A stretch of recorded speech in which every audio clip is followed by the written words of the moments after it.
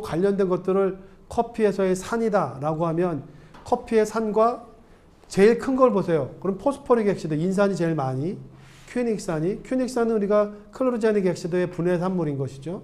그리고 타르타릭 액시드, 포도에서 나오는 거, 아세틱, 시트릭, 귤 같은 거, 렉틱 액시드, 유산인 것이죠. 자, 이렇게 커피에서 느껴질 때 이제 옆에 있는 아세틱 느낌이 날 때는 와인이라고 표현해도 틀리지 않다. 더 적절한 표현이다. 퍼멘티드, 발효치가 느껴진다라고 얘기할 수 있는 것이죠.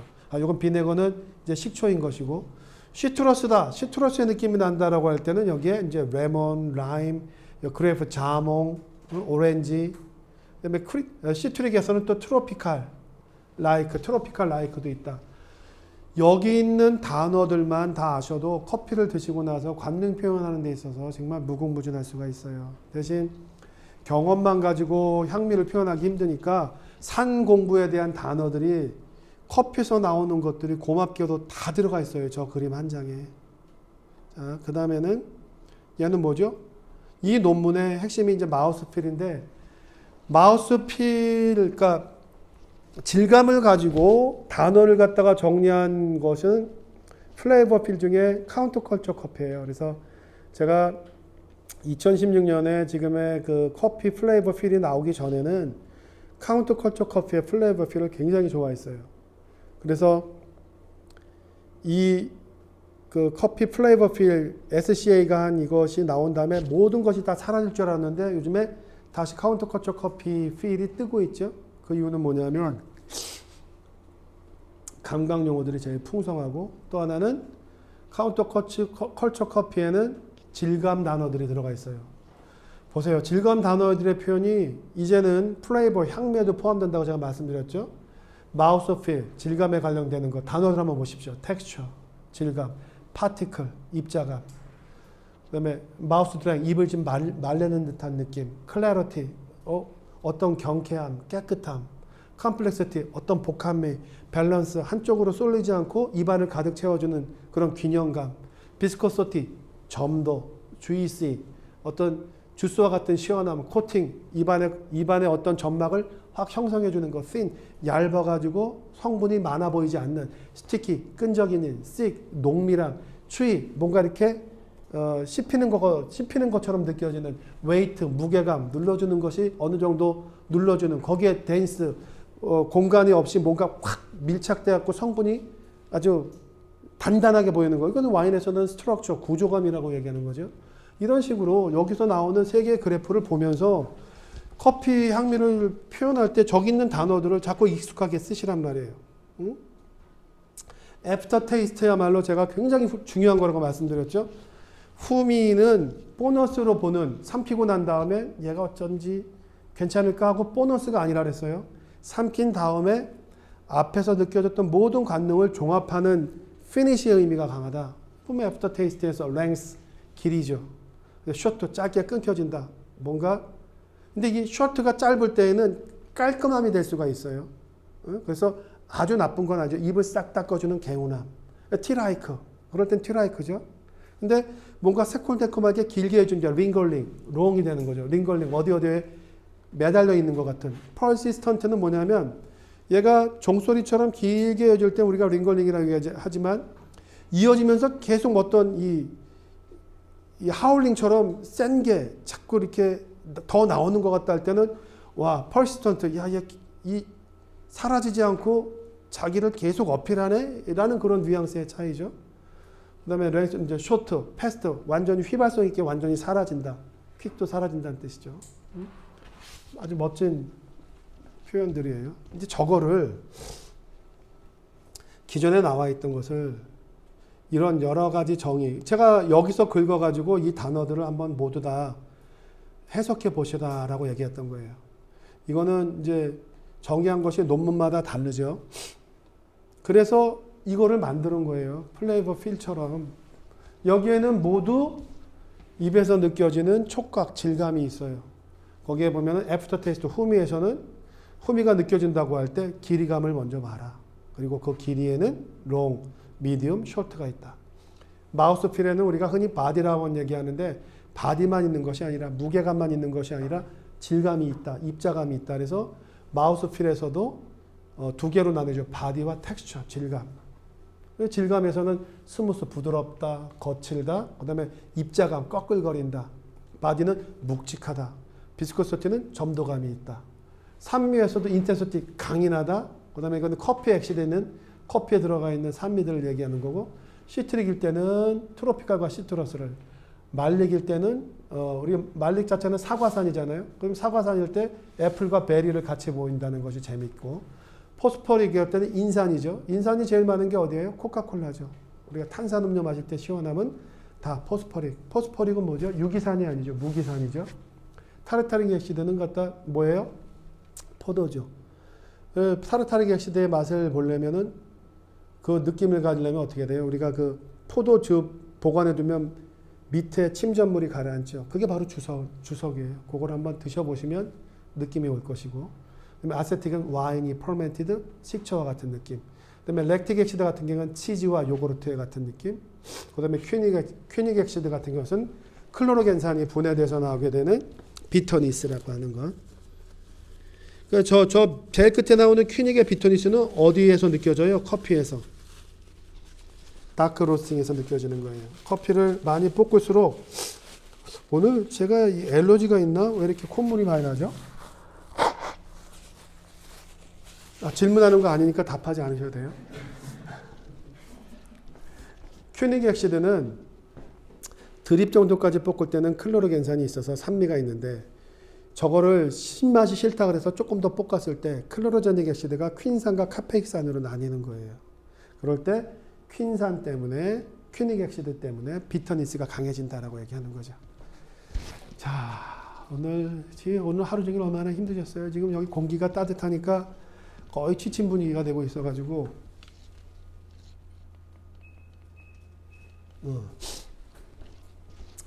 공부하시기 힘들죠. 우리 한번 그 얘기 해볼까요? 이제 우리 친해졌으니까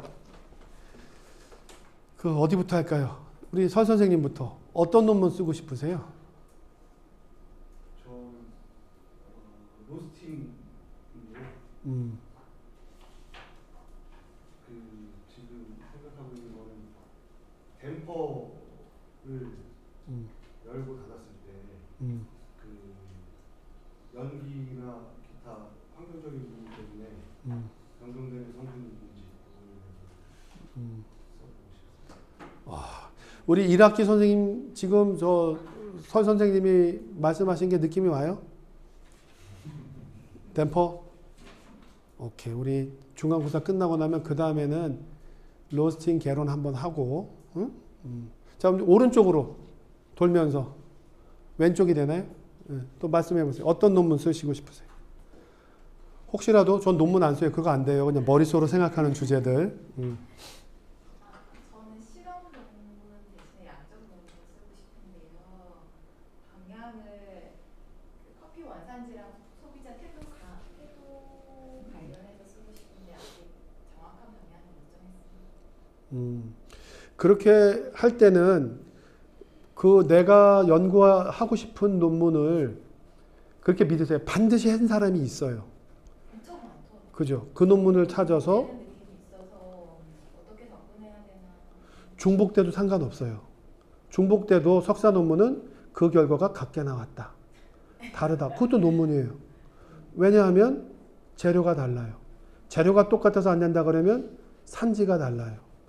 연도가 달라요. 그러니까 다 되는 거니까 자신감 있게 하시면 되는데 앞에 있었던 앞선 연구 논문 비슷한 논문을 보고 거기를 내가 할 거와 바꿔나가면은 전체가 얼개가 돼요. 응? 그 다음 처음에 디카페인 쪽으로 좀 하려고 했었는데요. 좀 어려울 것 같아서 지금 고민 중인데 커피 교육 서비스 쪽 생각을 좀 찾아보고 그쪽에서 어느 방향을 갈지 조금 생각을 하고 있습니다. 최근에 한 2, 3년 전에는 그 커피 교육이나 이런 쪽에는 이제 신혜경 교수님도 예전에 논문이나 이런 것들이 많이 있더라고요. 근데 NCS를 가지고 하는 논문들은 많이들 몇 개 있더라고요. 네, 저도 찾아봤는데 커피 서비스 교육 쪽으로도 좀 관련해서 정말 이게 되게 반복적인 게 정말 많더라고요. 그래서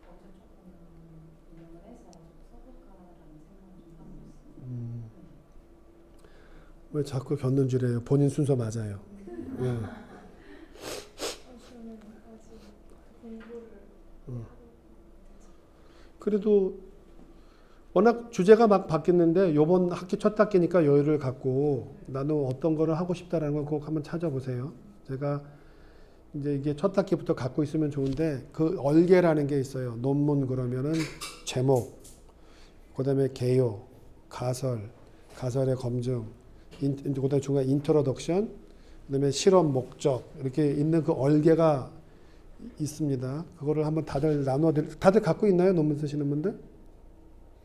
그래서 거기다가 이제 빈칸을 채워보면서 그걸 계속 업그레이드 해 나가는 거고, 바이오블로그래피라 그래가지고 처음에는 뭐부터 되냐면은 참고 문헌부터 계속 찾아서 올리는 거예요. 내가 하고 싶은 논문, 댐포가 있으면 댐포를 키워드로 해가지고 참고 문헌들을 먼저 그쪽에다가 참고 문헌을 먼저 다 쌓아놓는 거예요. 그래서 거기에서 이제 빼내서 인트로덕션의 앞에다가 끼워 넣고 이제 자꾸 끼워 넣다가 보면 주제가 바뀌어요. 댐포보다는 투입 온도로 할까? 예를 들어서 이제 그렇게 바뀌어지게 되면 또 그것도 바뀐 대로 집어넣으면 되죠. 그죠? 첫 학기니까 피해갈 수 없다. 첫 학기가 아니니까. 지금 몇 학기째예요? 3학기. 뭐 아직 뭐 괜찮아요. 3학기째는. 관심은 여러 군데 있는데 어느 쪽으로 논문을 쓰고 싶으세요? 분야가. 지금처럼 아까 서비스 쪽이다. 뭐 이렇게 장르를 나눈다면? 제가 원래 그때부터 나름한 생각을 관심이 농사짓는 병충해 그것도 어떻게 논문을 쓸 수 있을지 그거는 좀 모르겠어요. 어제 가보니까 거기 처음에 갔을 때 제가 그 본부장님한테 얘기를 하기를 처음에는 그분이 처음 이제 무산소 발효나 허니 프로세싱 했을 때 모두 다 좋죠. 근데 제가 먹어보면은 이 과발효되고 아니란 말이에요. 근데 어제 마셨을 때는 좀 잡혔더라고요. 그래서 제가 맛이 굉장히 순해지고 괜찮아졌다 그랬더니 저한테 귀뜸을 이제 많이 잡았다고. 근데 너무 좋죠. 거기에서 생산되는 커피들이 산지에서는 힘들어요. 근데 거기는 같이 생산된 게 있잖아요. 그리고 소규모로 할 수가 있으니까 같이 생산된 거를 요번에 이제 아마 7월 정도면은 많을 테니 아예 거기서 뭐 한 60kg면 60kg 구매를 하는 거죠. 딱 이거 내 체리 사겠다. 대신 옐로우랑 레드를 구별해 달라. 해서 해놓고 그거를 3개로 프로세싱을 달리 하겠다. 그리고 그걸 가지고 나온 다음에 맛으로 관능 평가를 하면 프로세싱이 끼치는 영향이 더군다나 한 농장에서 나오는 커피로 서로 다르게 할 수가 있잖아요. 만약 3개가 힘들다 그러면은 하나는 워시드는 컨트롤로 두고 워시드랑 허니 프로세싱을 하든 아니면은 내추럴을 하든 그런 데 가가지고 거기서 하면은 논문이 나올 수 있죠.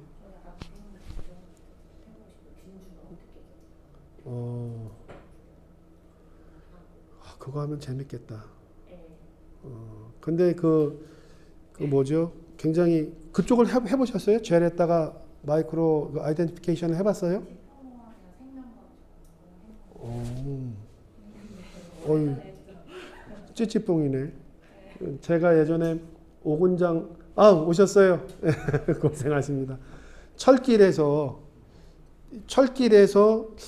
우리 지도 교수님이, 다른 얘기지만 지도 교수님이 균을 동정하고 싶은데 앞으로 산업 문제 때문에 기름을 분해하는 균주, 기름 속에서 잘 사는 균주를 하고 싶다.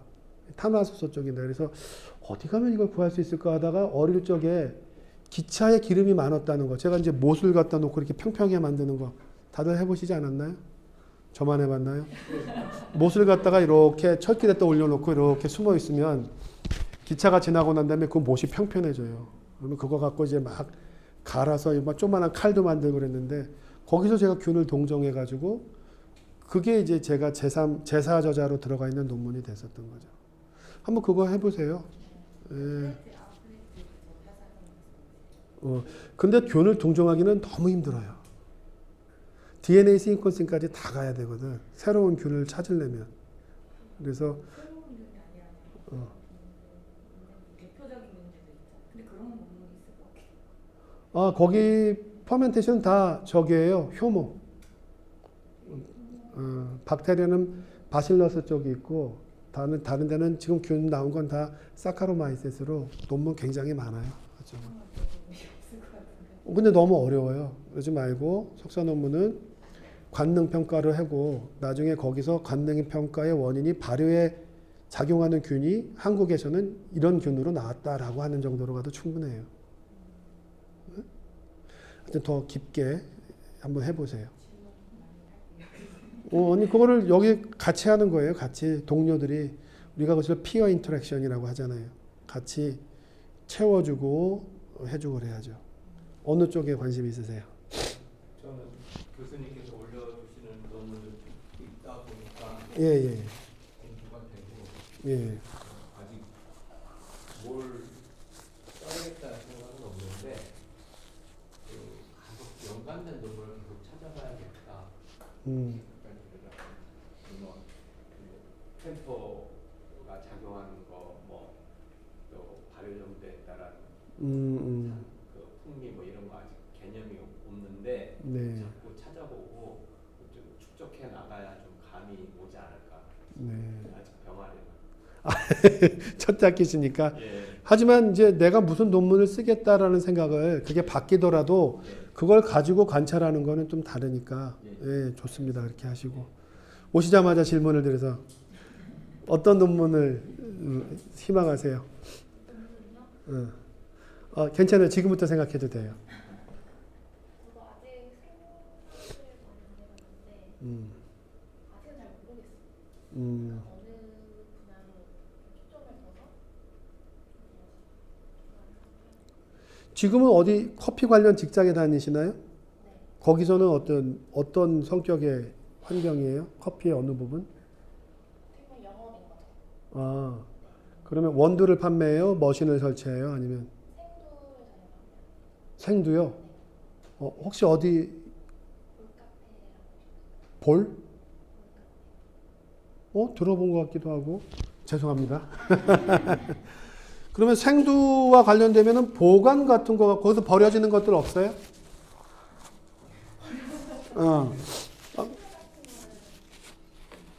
왜냐하면 새로운 랏이 들어왔을 때 묵은 거를 이제 밀어내잖아요. 그럴 때 새로운 것과 묵은 것이 산지가 같은 게 있다면 거기서 수분율 재고 맛도 재고해서 1년 보관이 뉴크롭과 패스트크롭의 질적 차이를 관능으로 볼 수 있고 성분으로도 볼 수 있죠. 그러니까 논문을 너무 거창하게 생각하지 마시고 되도록이면 내가 있는 곳에서 딱 한 가지만 관찰하면 돼요. 지금 이제 문득 또 떠오르는 게 아까 이제 발효라고 하면 예컨대 커피를 많이 주문하는 곳, 뭐 리브레도 좋고 아니면 뭐 저기 피츠도 좋고 프리츠도 좋고 전 떠오르지 않은데 그렇다면 메가 커피도 좋고 연구를 하겠다 해서 최근에 한 5년 전에 데이터가 있다면 장르만 좀 알려달라. 그러면 예전에 싱글 오리진에서 아니면 워시드에서 점차 주문이 퍼멘티드나 에너로빅으로 간다라는 트렌드가 잡힌다 그러면 그것도 좋은 논문일 것 같아요.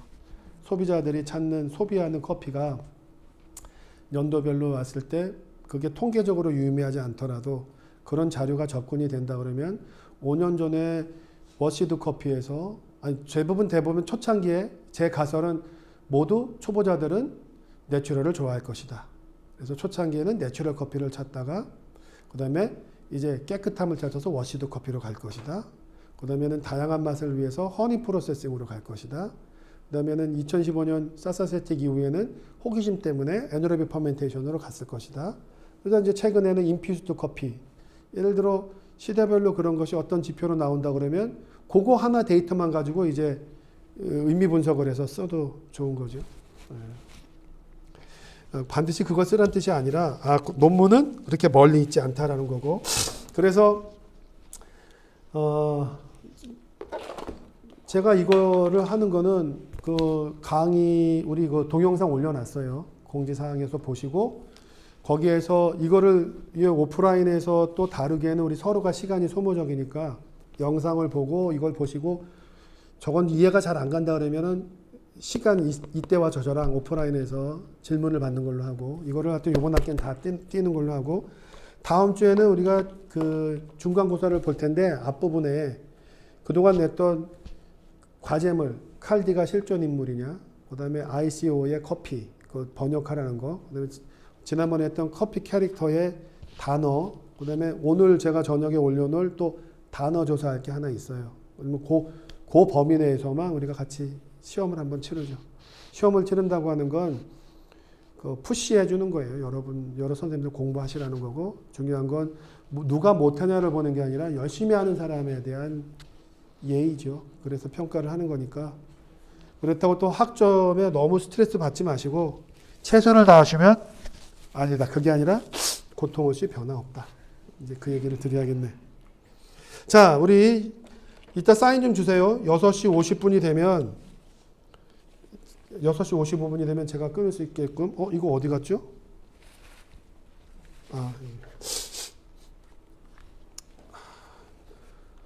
제가 지금 감기와는 상관이 없습니다. 이게 이제 엘러지니까 너무 두려워하지 마십시오. 제가 몸이 피곤하면 저는 대번 알아요. 콧물로 와요. 콧물로 엘러지가. 카페 음료와 명명법은 오늘 이제 커피 인문학 파트를 저희가 하는 겁니다.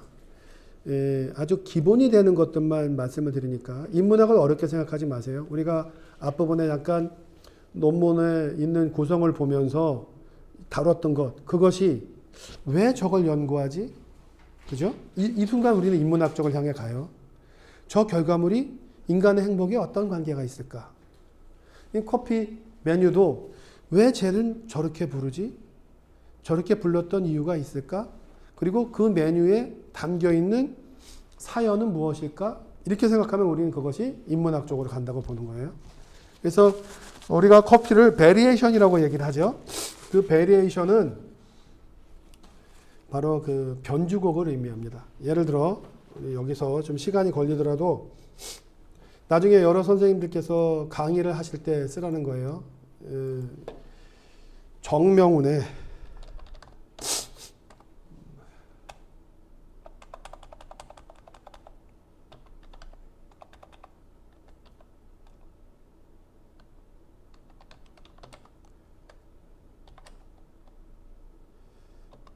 정명 그러면 굉장히 멋진 거를 쳤어야 되는데 반짝반짝 작은 별 치는 거예요. 여기에서 이거였는지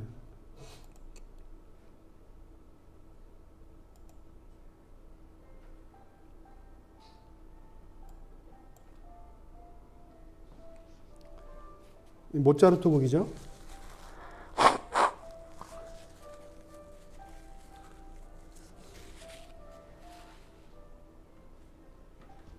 이분이 정명훈 씨가 아니네. 그래도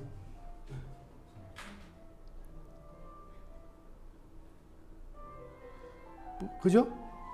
똑같은 것이 반복됐는데 다른 노래 같죠? 이게 베리에이션이에요.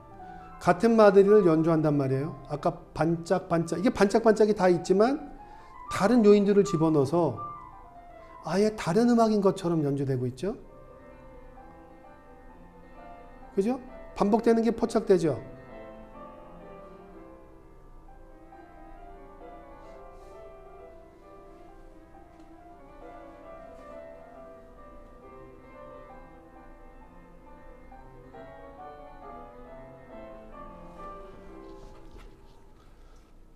또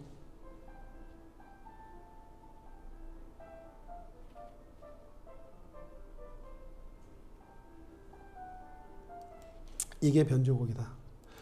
변주곡의 의미는 똑같은 것이 반복이 되지만 다른 요인들을 집어넣음으로 해서 새로운 것처럼 보이는 것. 그러면 에스프레소 베리에이션이라고 하는 것은 뭐냐면은 똑같이 에스프레소가 들어가지만 다른 요인들을 집어넣음으로 해서 새로운 맛을 내게 하는 것. 에스프레소 베리에이션, 에스프레소가 붙으면 뭐예요? 에스프레소 베리에이션은 뭐가 있어요? 우리가 리스트레토, 그다음에 룽고 이런 것도 속도, 그 시간 조절을 통해서 새로운 맛을 내게 하는 것.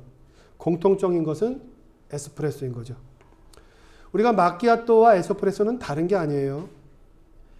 에스프레소를 앞쪽에서 빨리 끝내면 리스트레토 에스프레소가 되는 거고, 그러니까 리스트레토냐 룽고는 추출 시간과 맛을 집중력 있게 모아두느냐 펼쳐두느냐라고 하는 에스프레소의 똑같은 거죠.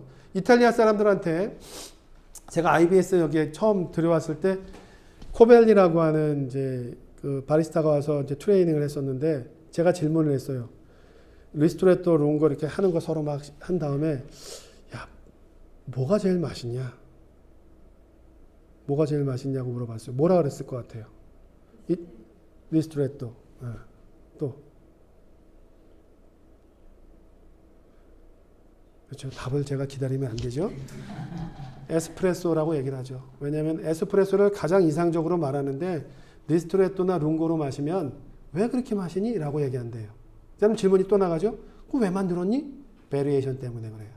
다른 음료와 만날 때의 하모니를 위해서 다른 것과 이기기 위해서 리스토레토로 뭉쳐주거나 도피오로 만들어주거나 이제 이러한 연출을 하게 된다는 거죠. 그래서 결과물만 보고 처음부터 리스토레토를 만들고 룽고를 만든 것이 아니라 맛의 하모니를 위해서 생활 속에서 만들어진 것이다 라고 보시면 되겠습니다.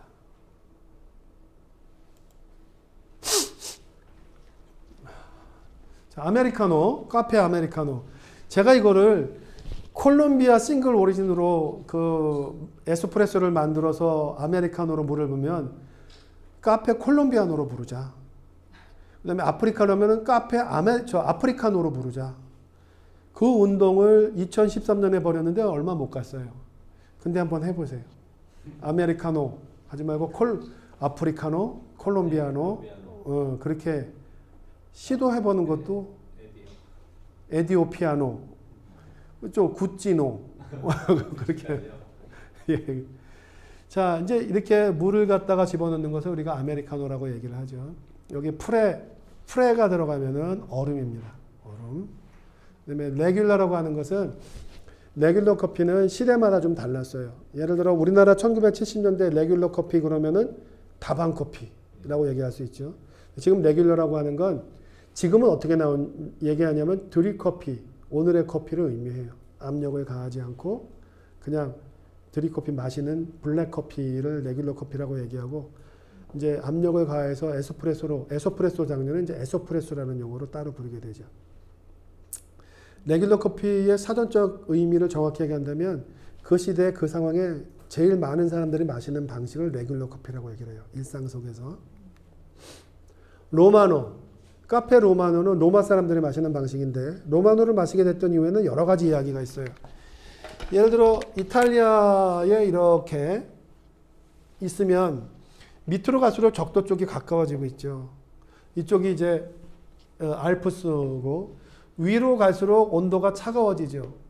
밑으로 갈수록 열대지방으로 날씨가 뜨거워지죠.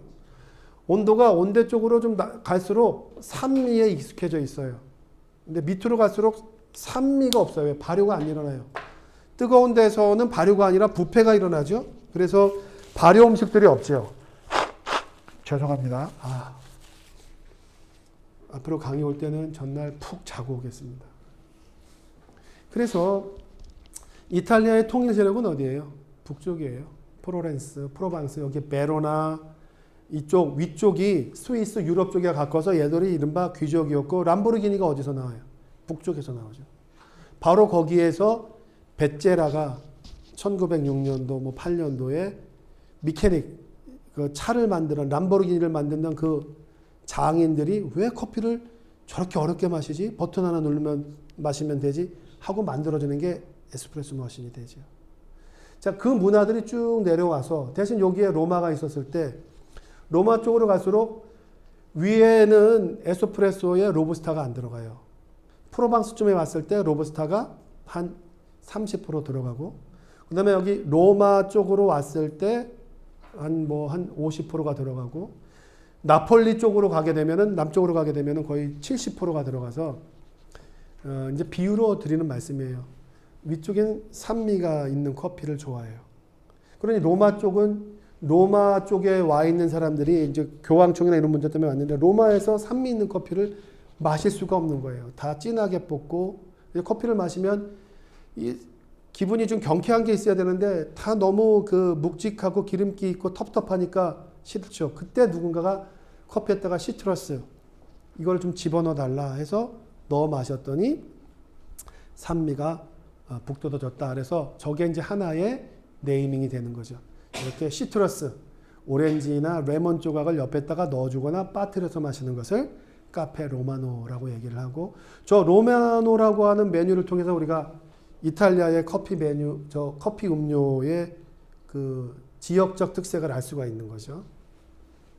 이 얘기를 하면 요런 이야기는 이제 저도 몰랐다가 2013년에 이제 IBS를 처음 한국에 유출을 하면서 그때 이탈리아 사람들한테 듣게 됐고 그때 배운 것이 아무튼 많이 있습니다. 카푸치노에 대한 정의라든가 프레도는 얼음이죠. 저거는 아이스 아메리카노 우리나라 사람들만 마신다라고 자랑하고 그러지만 그렇지 않죠. 아이스 커피는 해변을 낀 나라에서 만들어져요. 그리스, 포르투갈. 왜냐하면 더운 날씨에 이 습기 찬 바다에 이 습기가 찬 것이 들어올 때는 사람이 견디기가 너무 힘들어요. 대개 이렇게 봤더니만 아이스는 바다에 껴서 수분이 많은 날씨 거기에서 먹기 시작했다 그래서 자기들끼리 주장해요. 그리스가 제일 먼저 마셨다. 포르투갈이 먼저 마셨다. 아무튼 뭐 그건 중요한 것은 아니죠. 얼음을 처음 넣어 마셨는데 이거 왜 거품이 나올까요? 얼음을 넣고 빨리 차갑게 하기 위해서 흔들었던 거예요. 우리 차 티백 넣고 젓죠. 저으면은 더 빨리 녹차물이 우러난다고. 그 논문 있는 거 아세요? 티백을 넣고 젓는 것과 젓지 않는 것과 큰 차이가 없더라. 삼투압에 의한 거지. 이 젓는다고. 그래서 난 그게 이해가 안 가요. 물리적으로 터뷸런스를 주는데 이 흔드는 것이 더 많이 나오지 않을까 그러는데 그런 논문도 있어요. 흔들거나 흔들지 않거나 똑같다. 얘들 그거예요. 얼음을 집어넣은 다음에 이거를 빨리 차갑게 해서 마시고 싶어가지고 누군가 흔들었는데 거품이 나왔고 그 거품이 보기에도 좋았고 이제 스토리텔링이 만들어지죠. 처음에 거품부터 들어오면 쓴맛도 부드러워진다라고 얘기를 하는 거죠.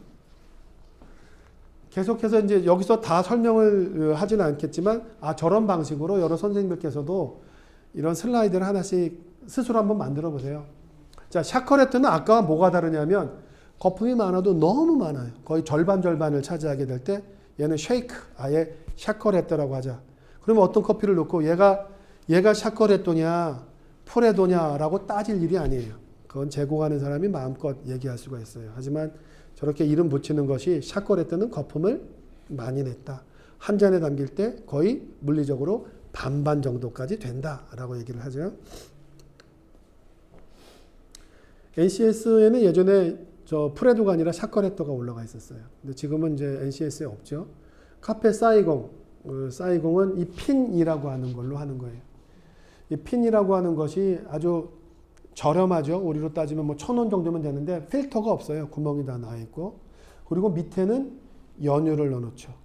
이 연유를 넣고 설탕을 잔뜩 넣어주면 우리가 가당연유라고 얘기하는데 뜨거운 나라는 설탕을 많이 먹어요. 그게 땀을 많이 흘릴 때 소금과 같은 역할도 해줘요. 설탕, 단 것을 많이 먹으면.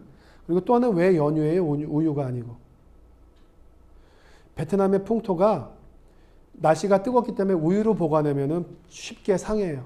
그래서 보관 자체를 연유 상태로 많이 해서 어디고 더운 날씨에 우유 상태보다는 연유가 많았던 거예요. 그리고 커피 자체에 로부스타가 많으니까 연유 갖다 놓고 시럽 넣거나 설탕 넣고 그냥 여기서 바로 쭉 빼죠. 얘가 왜 유명해졌어요? 그리고 왜 사이공이 됐나요? 지금 저 사이공은 지금의 호치민이죠. 남쪽에. 거기가 미군 부대가 있었던 곳이고 거기 이제 베트남이 이기고 난 다음에 거기가 한국의 강남처럼 새롭게 꾸며져요. 미군 부대가 있었기 때문에 풍경 자체가 이제 유럽 풍경 좀 개방이 돼 있죠. 근데 워낙 베트남은 그 프랑스의 지배를 오래 받았고 해서 와인 문화가 우리보다 훨씬 더 좋아요. 그다음에 그 빵의 문화도 우리보다도 좀 많이 앞서져 있죠. 근데 이때 강남의 낑깡족처럼 베트남에 잘 나가는 그 젊은이들이 이 방식으로 커피를 마셨어요. 그래서 저렇게 먹는 것이 굉장히 세련된, 우리로 따지면 모던 걸들이 먹었던, 그래서 베트남 커피를 상징하게 됐다라고 얘기를 하죠. 그 전에는 커피를 많이 마시지를 않았었어요. 근데 이제 저거를 카페 같은 데서 먹으면서 하는 것이 이제 그걸 유행시키게 됐다는 거고, 카페 꼼빠냐는 카페, 코는 전치사예요. 빠나 혹은 빠냐는 크림이죠. 크림이라고 하는 것은 뭐죠? 우유를 갖다가 휘핑하죠. 이 볼륨을 만드는 거고, 그 다음에 물을 갖다가 많이 제거를 하죠. 우유에서 물을 제거하는 방식이 뭐예요? 센트리피게이션. 이렇게 원심 분리를 돌려갖고 위에 물만 싹 따라 놓으면 농도가 진해지죠. 그리고 또 센트리피전, 이 원심 분리기가 없을 때는 어떻게 해요? 집에서 다 할 수 있어요. 우유를 냉장고에다 잘 놓고 가만히 두면 무거운 건 가라앉고 위쪽은 성분이 흔들지 않으면은 마치 막걸리처럼 그런 현상이 눈에 보이지 않지만 현상이 있어요. 그래서 위에 거보다는 밑에 바닥 걸 가지고 할 때 더 그 점성이라든가 스티키 해서, 예전에 대회 나가는 사람이 대회에 나갔을 때 누군가가 그렇게 했어요. 그래서 왜 그렇게 하느냐? 위에를 살살 따르고 밑에 있는 것만 갖고 했더니 점도가 다르다. 우승은 못했죠. 그래서 저 카페 꼼빠냐가 바로 아인슈페너라고 하는 겁니다. 이 아인슈페너, 이게 이제 아보카도라고 하는 것은 이제 아이스크림. 젤라또와 아이스크림은 달라요. 젤라또는 이제 이탈리아에서 만들어졌고, 아이스크림은 이탈리아의 이민자들이 이제 미국에 가서 이탈리아처럼 우유를 많이 사용하지 못하고 상대적으로 물을 많이 넣게 되죠. 그럴 때 젤라또와 아이스크림의 차이는 우유의 함량이에요. 물이 상대적으로 많아서 끈기가 좀 부족하고 쉽게 녹죠. 따라서 아이스크림 가지고 위에다가 에스프레소를 넣으면 상대적으로 빨리 녹아버려요. 그래서 이탈리아 사람들은 아이스크림 넣은 거 가지고 막 손질을 하죠. 저렇게 먹으면 맛이 없다. 뭘로 해야 되는데 젤라또. 스타벅스가 밀라노에다가 2018년에 문을 열고 밀라노 유일하게 전 세계적으로 스타벅스는 밀라노점만 갖고 있는 게 뭐냐면은 젤라또 머신이에요. 아이스크림을 젤라또를 거기서 직접 만들어요. 만들어서 만든 걸 가지고 제공을 하죠. 카페 프라페, 프라가 들어가면은 얼음이라고 얘기했어요. 그 다음에 프라푸치노 거품 뭐 이런 느낌이 드는 거죠. 그래서 프라페 차가움과 카푸치노, 그러니까 우유 거품을 낸 것이다. 모카라고 하면은 커피에서는 모카 그러면 초콜릿이에요. 빵에서 모카는 커피인 거고, 이때 이 모카는 네덜란드 사람들이 커피를 처음 유럽으로 갖고 나갔던 모카향을 의미하는 것이고요. 모카 프라푸치노. 프라푸치노는 지금도 스타벅스만 써요. 프라푸치노라고 하는 것을 아예 상표를 등록해 버렸죠. 프라푸치노의 상표는, 프라푸치노는 누가 먼저 개발했냐면 미국의 보스턴에 있는 조지 하웰입니다.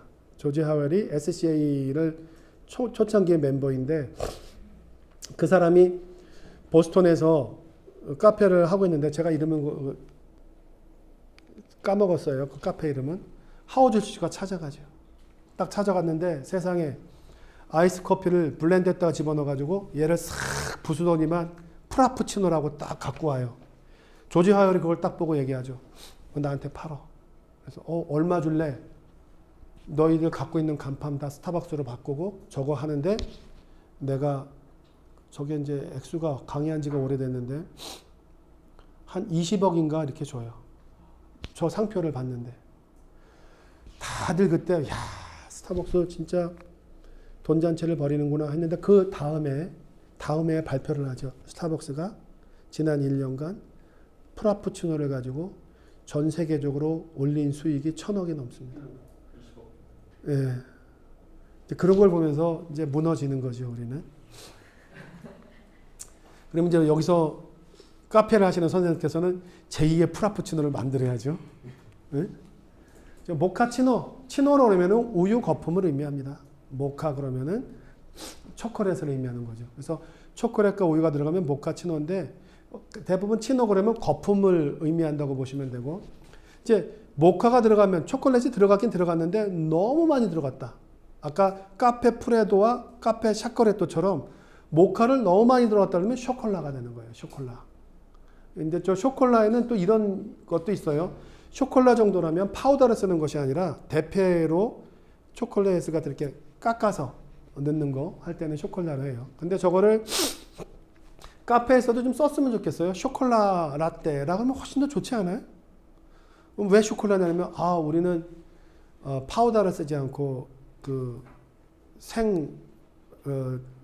다크 초콜릿을 쓴다. 하고 거기서 직접 이렇게 깎아주는 거를 연출하면 좋죠. 그게 또 밀라노에서는 저게 먹혔던 거예요. 밀라노 스타벅스 매장에는 와인도 팔고 피자도 팔고 젤라또를 만들어서 팔고 마키아토는 워낙 마키아토 자체는 마크드라는 뜻이에요. 점을 찍다, 얼룩지다. 그래서 지금 이제 한국에 와서 이거 갖고 초창기에 싸웠어요. 뭐 갖고 싸웠겠어요? 카페 마키아토가 맞냐? 라떼 마키아토가 맞냐? 카페 라떼 그럼 앞에 도화지가 우유면 라떼 마키아토, 도화지가 커피면 카페 마키아토, 카페에다가 흰 점이 카페 마키아토, 우유에다가 커피의 무늬가 라떼 마키아토. 전혀 상관없어요. 마키아토는 저렇게 최종적으로 어디를 부어서 모양이 나오는 건데 중요한 거는 커피와 우유의 비율이 다르죠. 플랫 화이트가 1대1이라고 한다면 마키아토는 1대2 정도. 그래서 이탈리아에 가가지고 그런 얘기 하죠. 아침에 1970년대에 이탈리아로 여행 간 사람들이 아침에 그 카페의 베란다에 딱 나와가지고 커피를 마시는 모습이 너무 멋지잖아요. 그래서 아침에 일찍 일어나서 다 카페에서 구경을 해요. 아침에 출근하는 그 바버리 차림의 이탈리아의 멋진 남성이 카페에 딱 들어가더니만 이렇게 하죠. 이렇게 하더니만 그냥 기다려요. 기다리니 에스프레소를 탁 주니까 향을 탁 만 다음에 쫙 하더니 바로 완샷을 하고 탁 나가죠. 와 멋지다. 그리고 저렇게 쓴 걸 완샷을 해? 그 다음에 온 사람도 딱 기다리니 쫙 하더니만 완샷을 탁 하더니 또 슈케이스를 갖고 확 또 나가요. 이 사람도 가서 뭐 줘요? 그래. 에스프레소. 도저히 한 잔에 마실 수가 없었죠. 그렇게 돼가지고 강남이나 그 여의도에 한때 유행했었어요. 모닝 커피를 에스프레소 완샷 하는 거. 근데 그거는 에스프레소가 아니었어요. 이탈리아 사람들은 모두 아침에 마키아토를 마셔요. 에스프레소 마키아토는 뭐냐면은 에스프레소를 담긴 잔에 우유를 갖다 거의 1대1로 섞어줘요. 그래서 모닝 커피를 마키아토를 많이 먹어요. 그래서 지금도 에스프레소보다는 마키아토를 이탈리아 사람들이 제일 많이 마신다라고 얘기합니다. 그래서 그 잔은 같지만 에스프레소가 아니고. 그러면 에스프레소는 언제 먹어요? 점심 먹고 먹어요. 점심 먹고 대개 보면은 두 명이 한 명씩 이렇게 설탕 한 봉지 들고 이렇게 와요. 와서 에스프레소 달라 그러면 자기들이 이렇게 한 잔은 향을 마서 입에 칠하고 그다음에 얘를 딱 따서 두 명이 나눠서 한 다음에 숟갈로 저어서 잼처럼 입에다가 다 발라놓죠. 그리고 이제 가면 점심을 먹고 입안에 있는 그런 어떤 음식에 대한 향을 좋게 만들어주고 자기도 모르게 일하다가 오후 3시쯤에 가서 물을 마셔요. 물을 딱 마시면 그때 입에 이렇게 안에 묻어있던 에스프레소가 다시 향을 확 일으키면서 이렇게 되는 거죠. 한번 해보세요. 응? 그리고 에스프레소에다가 설탕을 넣는 거를 그거는 그렇게 마시는 거예요. 그거를 참으면서 드실 필요가 없어요. 한번 설탕을 넣어서 드시면 굉장히 맛있고 훌륭합니다. 그걸 나중에 토요일 재능 기부 때 서로 한번 해보세요. 근데 그때 넣는 것이 설탕보다는 바닐라가 좋아요. 원당 다 있어요. 그러면 그 설탕이라고 하는 것은 단맛을 높이기 위해서 정제한 거예요. 그래서 다른 향들이 없어요. 근데 원당 자체는 스트로이한 느낌이라든가 몰티한 느낌이 섞여 있어서 커피 향미가 훨씬 더 좋습니다. 카페 비엔나, 제가 아까 했던 비엔나 유럽의 역사를 보면 합스부르크가 거의 500년을 지배하면서 스페인, 포르투갈, 이탈리아 다 합스부르크였어요. 거기에 이제 비엔나 커피가 이탈리아로 가가지고 베이스 자체가 드립이 아니라 에스프레소이면서 크림을 넣은 게 카페 꼼파냐가 된 거고, 카페 비엔나는 그 당시에는 에스프레소가 없었으니까 그냥 디콕션하는 방식 커피 위에다가 크림을 올려서 마신 거를 카페 비엔나라고 얘기를 했는데, 뭐 그렇게 얘기하죠. 비엔나에 가면은 비엔나 커피만 없고 다 있다 이렇게 얘기하죠. 워낙은 아인슈페너 커피라고 얘기를 한 거. 여기 지금 없는데 아인슈페너 커피인데, 아인슈페너는 오스트리아 말로 마차를 모는 마부를 의미합니다. 우리가 핸들이 왜 왼쪽에 있죠? 우리나라 차들 보면은 핸들이 왼쪽에 있고, 그게 또 영국 차를 보면은 핸들이 오른쪽에 있고. 그죠? 옛날 마차를 모을 때 이 채찍질을 할 때 오른쪽에 사람이 없는 쪽으로 이제 영국이나 이런 데는 그것이 정해졌다고 하는데, 마부가 그 추운 겨울에 마차를 몰고 손님을 내려줄 때 카페 손님을 태우기를 기다려요. 너무 추우니까 카페에 손님 태워줬을 때 그때 커피를 마시려고. 근데 커피를 딱 한 잔을 주고 나면 마차 속에서 기다릴 수 없고 이제 또 타고 가야 됐는데 자꾸 흔들렸던 거죠. 근데 오스트리아에는 빵이 유명했어요. 빵집에는 모두 크림이 있었으니까 누군가 이거 흔들리지 않게끔 크림 좀 하나 좀 올려줘. 그러면 우리 예전에 물동 어머니들 물 동아리에 바가지 넣고 이렇게 머리에 이시면 물이 넘치질 않죠.